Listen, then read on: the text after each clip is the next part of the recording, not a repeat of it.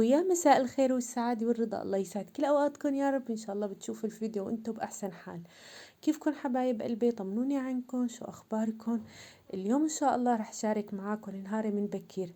رح نعمل فطور سهل وسريع. رح ننظف المطبخ ورح نعمل محشي الملفوف الكرنب المصري بطريقة سورية. تابعوا الفيديو للأخير، وإذا حبيتوا لا تبخلوا علي باللايك فضلا وليس أمرا. بنبلش يلا على بركة الله. مثل ما قلت لكم صبايا ان شاء الله رح نعمل الملفوف. نحن بنعمل الملفوف بطريقة مختلفة جدا عن اهلنا بمصر، وحتى عن اهل العراق والبلدان العربية. ان شاء الله رح نفرجيكم اياه بالتفصيل. هون عم فرجيكم زرعاتي بشباك المطبخ كيف هيك حابين المكان وعم يفتحوا ما شاء الله يوم عن يوم عم يكبروا. هون المطبخ انا من الليل ماني مضابطه صبايا، بدي فرجيكم المطبخ على حقيقته، مكركب وقايمة قيامته. ايه عادي يعني ما في مشكلة. وين بالنهاية أنا ببيتي وحرة، بدي أخليه مكركب لتاني نهار. يعني من الناس اللي أنا من الناس اللي بشتغل على راحتي، على أقل من مهلة. يعني الوقت اللي بيناسبني وبحس حالي مرتاحة فيه بشتغل، إذا ما في شيء اضطراري عليه. حطيت بريق الشاي على الغاز. هون عم ضب الجلي اللي كان من الليل مجلي، والجلي اللي متراكم كمان من الليل بدي يجلي إن شاء الله. يعني خطوة بخطوة بشتغل. ليش ما ضبيته من الليل؟ أول شي كان عندي ضيوف بالليل ما حسنت. كان عندي قرايبتي سهرانة عندي، فما حسنت ضبه من الليل. تأخر الوقت وتعبت وخلص أجلته. فعادي بتصير يعني، لا ما بتخرب الدنيا. هوني بدنا نعمل إن شاء الله، بما إنه المطبخ مكركب عندي فما خرج إني هيك أعمل فطور كبير.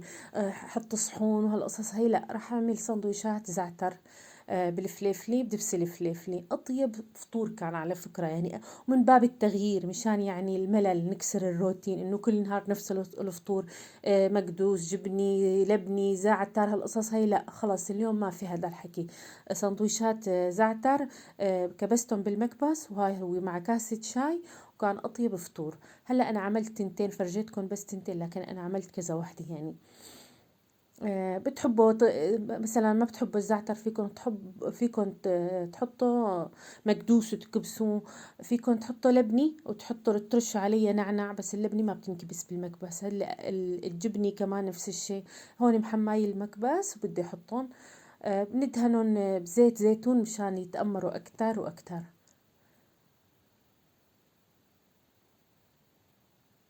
شايفين صبايا هيك دهن على الماشي، يعني ما بغرقهم. كلكم اغلب السوريين بيعرفوها هي الاكله، خصوصا بالشتي. نحن بفصل الشتي بناكلها، وبالليل اخر السهره. بس انا اليوم ان شاء الله بكير هيك اجى على بالي.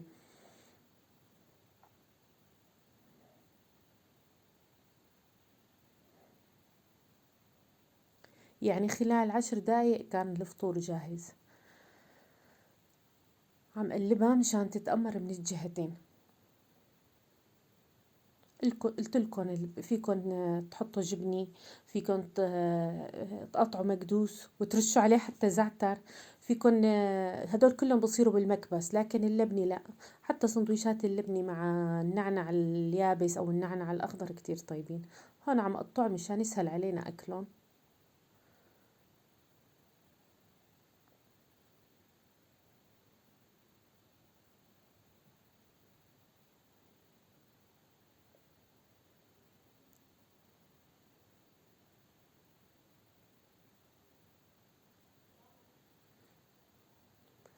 وهي كاسة الشاي الأكرك عجم. إن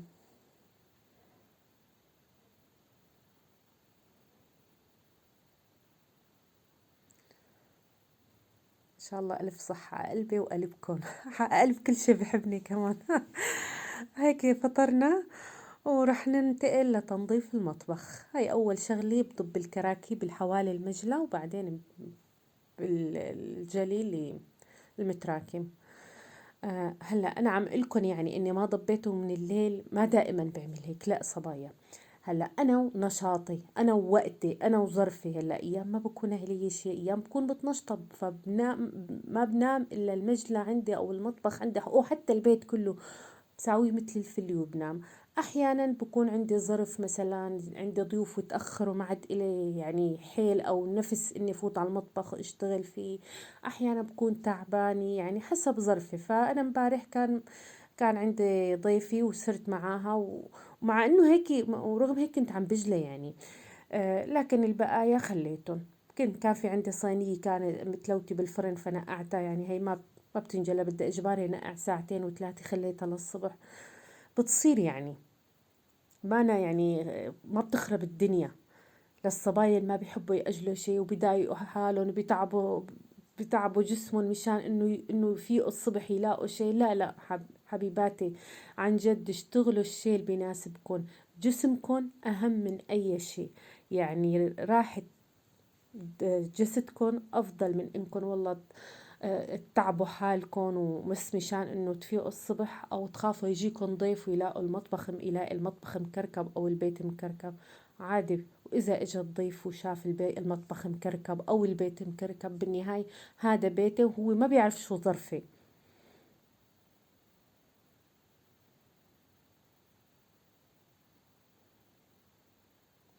هلا هذا بدي امسحه وقيمه كمان على جنب. بدي لكم صبايا هيك البنوتات الجداد اللي هيك الفاتحين بيوت العرايس، حاولوا قد ما فيكم تهتموا بأدواتكم الكهربائية مشان يعمروا أكتر وقت ممكن. يعني مثلا إن كان خلاط خلصنا منه، بنمسحه بننظفه بننشفه بنحطه بنرجعه على مكانه. إن كان مكباس إن كان ماكينة أو أي شيء، يعني مشان بس نهتم فيه زيادة 10 دقايق، بتضل عنا وقت أطول بالعمر. هلا بعد ما ضبيت المجلة وأكيد البيت كله انضب كمان، رح نعمل مع بعض إن شاء الله محشل ملفوف. محشل ملفوف، ما شاء الله الملفوف كبيرة فبدها تقطيع. هلا هدول الزوائد التعبانات بدي أتخلص منهم وبدي أقطع. أنا بشتهي كل ما تابعت صبية مصرية عم تعمل محشي الملفوف اللي بيسموه الكرنب، بشتهي أعمل ملفوف. عقد ما بيعملوا ما شاء الله محشي ملفوف، يعني ما في أسهل منهم، ما في أشطر منهم وأسهل عليهم من طبخ الملفوف على السريع. حتى يعني بطريقة لفهم بتختلف عن طريقة لفنا. هاي على فكرة تعلمتها منهم كيف هيك بيزبطوا الملفوفة. هلا أنا حطيت المي على النار، وبالوقت هذا بدي تبل الرز. وكمان نحن تتبيلتنا بتختلف عن تتبيلتهم. هن بحطوا خضرة، بحطوا بقدونس كزبرة، بحطوا ما بحطوا لحمة، يمكن بحطوا بهارات وبعقدوا البندورة كتير وبحطوا. ونحن لا، نفس تتبيلة المحشي العادية، رز ولحمي ومعلقة دبس فليفلي وبهارات ونعنع وتوم. يعني ما مثل حكايتهم ابدا. ان شاء الله رح اجربها. قلت لكم بيشهوني كيف بيعملوه، فان شاء الله باقرب وقت ممكن رح اعمل نفس طريقة المحشي المصري، الكرنب المصري. هلا هوني انا المي كنت عم بشتغل فيه ما صورته كله. عفوا يعني تتبيل الملفوف. حطيت المي على الغاز لحتى قبل ما تغلي بشوي ونزلت الملفوف. حطيت بقلب المي معلقة كمون بس مشان ريحة الملفوف لأنه مزعجة بالبيت. وبدبلون بشيلون، يعني كل ما دبلت ورقة بشيلها. هاي الطريقة انكم تفضوا قلب الملفوفة قبل ما تحطوها بالمي السخنة كتير بتسهل عليكم شغل. جربوا صبايا. ما بدنا نخلي المي تغلي ما مشان ما ينسلق كتير الملفوف، مشان يلقى الطبخ. يعني لسه بدنا نلفه ونحطه على الغاز يستوي يعني ينسلق. هون عم قطعه كله سهل. لكن هاي الخطوة أنا بالنسبة إلي مزعجة. يعني بدك تقصي من هاي الجهة وبدك تشوفي إذا هاي القطعة مناسبة، وما بتعرفي كيف بدك تاخدي الحجم اللي بدك إياه. فبلاقيها أصعب مرحلة بشغل الملفوف. لكن بالنهاية كله بصير وبنظبطه وبندايره.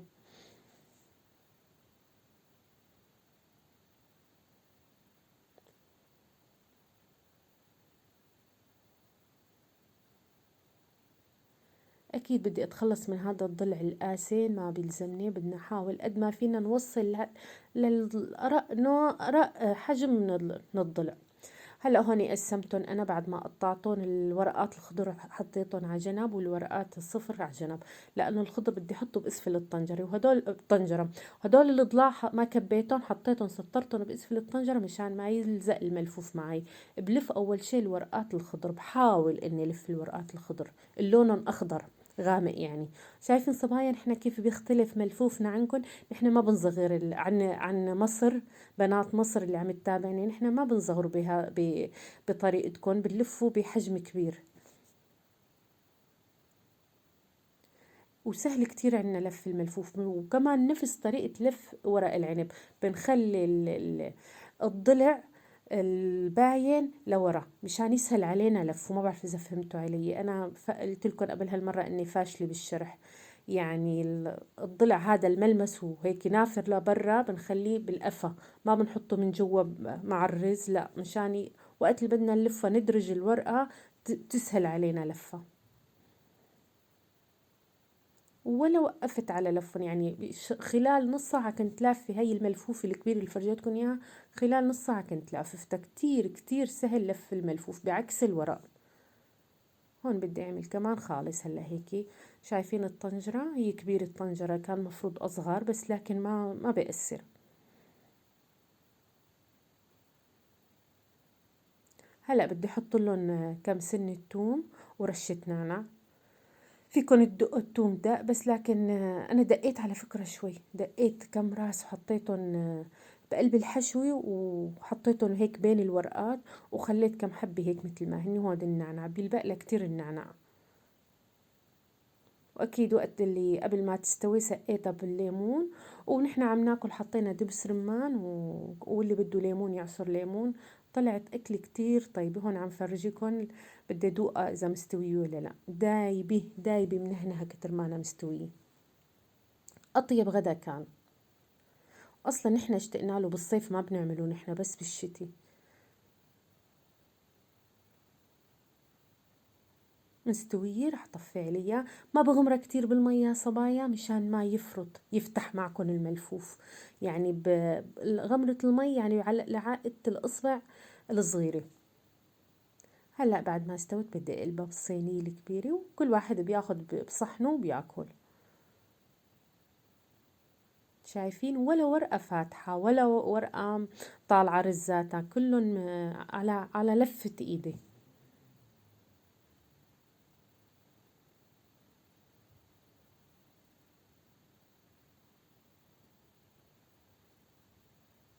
وهيك بينتهي الفيديو لليوم. بتمنى ينال إعجابكم، وإذا حبيتوا لا تبخلوا علي باللايك.